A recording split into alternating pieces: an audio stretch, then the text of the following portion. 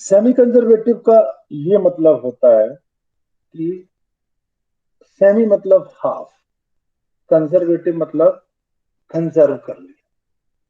तो जब रिप्लिकेशन होता हुआ आया तो डीएनए में हाफ पार्ट पेरेंटल था और हाफ पार्ट नया बना, जो मैंने कई तरीकों से आपको कल समझाया।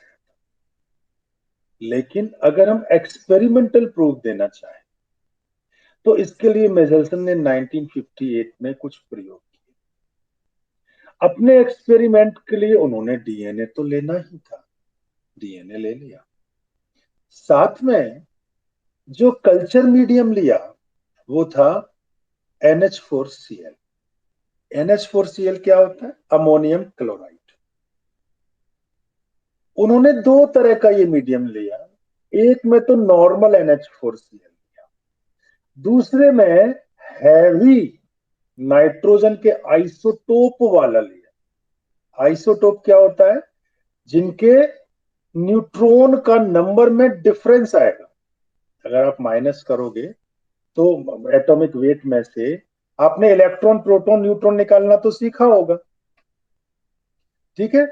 तो किसी भी सेम एलिमेंट का जो एटम है that have different number of neutron but the same number of proton and electron, उसे कहते हैं आइसोटोप।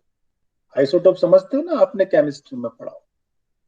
अब नाइट्रोजन जैसे नॉर्मल वे में हम बात करें तो 7n14, 7 उसका एटॉमिक नंबर होता है और 14 उसका मास नंबर होता है, ठीक है? अगर न्यूट्रॉन निकालना हो तो किस तरह से निकालते हैं?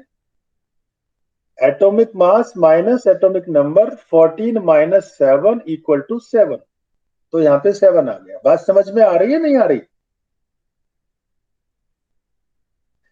अगर ये N14 की बजाय N15 लिया होता तो न्यूट्रॉन का नंबर कितना होता?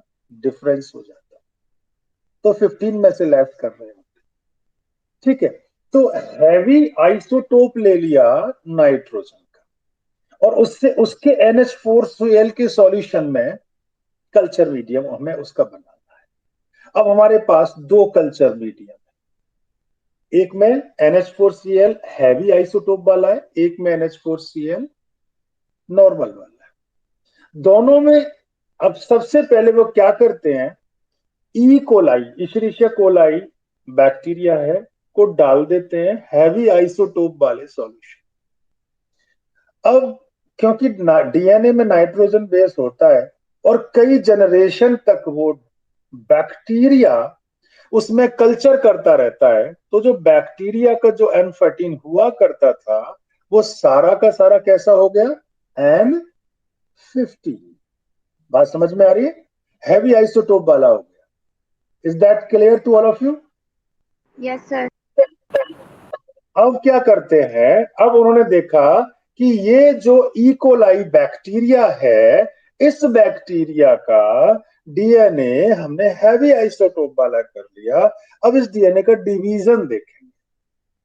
तो डिवीजन देखने के लिए उन्होंने 20-20 मिनट के गैप से उसके अंदर से उसे एक्सट्रैक्ट किया, निकाला उसका डीएनए। 20 मिनट से क्यों? क्योंकि 20 मिनट में इकोलाई अपनी लाइफ साइकिल पूरी करता है, वो एक के दो हो जाते। तो जब उन्होंने उसे हैवी आइसोटोप में डाल दिया था, उसके बाद उसे उन्होंने उसी को उठा के डाल दिया नॉर्मल वाले NH4Cl। अब वो उसमें भी डिवीजन करेगा। अब जब उसमें डिवीजन करेगा, जब एक डीएनए दो हिस्सों में टूटेगा, इसे डुप्लीकेशन या रेप्लिकेशन कहते हैं, तो दो हिस्सों में जब बना तो एक इस हिस्से से भी और एक इस हिस्से से भी नया वाला डीएनए और आके चिपकेगा, इसमें भी और इसमें। दोनों में जो daughter DNA newly formed DNA होगा वो उसी कल्चर मीडियम से बनेगा, और इस बार कल्चर मीडियम में कैसा है?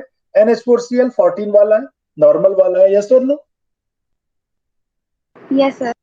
तो वो दोनों इनकॉर्पोरेट हो जाएंगे, दोनों आपस में मिक्सअप हो जाएंगे।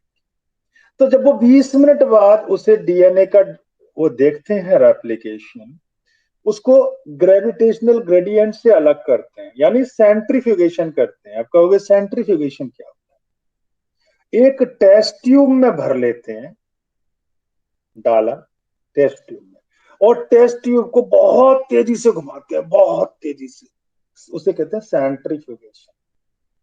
सेंट्रीफ्यूगल फोर्स की वजह से लाइट वाला हिस्सा ऊपर हो जाता है और हैवी वाला हिस्सा नीचे हो जाता है। तो और इसमें जो मदद करता है सेपरेशन करने में, वो सीजियम क्लोराइड लिया जाता है। क्या लिया जाता है? Caesium chloride. ठीक है।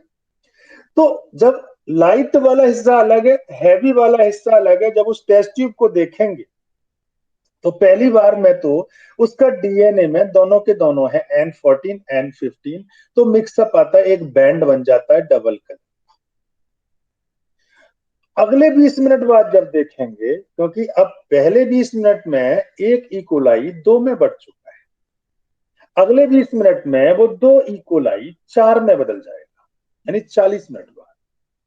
तो जब अगले 40 मिनट बाद उसे देखेंगे तो दोनों डीएनए हाइब्रिड नहीं नजर आएंगे। जब 1 से 2 बने, दोनों ही हाइब्रिड थे, N14 N15 वाले। 2 से 4 बने, उन 4 में 2 हाइब्रिड हैं, और 2 जो नया वाला N14 आपने बाद में डाला वो है। इसका मतलब जो पहले से चला आ रहा था डीएनए, वो कंजर्व हो गया। इसी को सेमी कंजर्वेटिव नेचर होती है। Is that clear? कल मैंने एक्सपेरिमेंट से दिखाया, बाकी उसका वीडियो आप दोबारा देख के भी उसे क्लियर कर सकते हैं। अब मैं आगे बड़ा इंपॉर्टेंट हिस्सा लेने जा रहा हूं,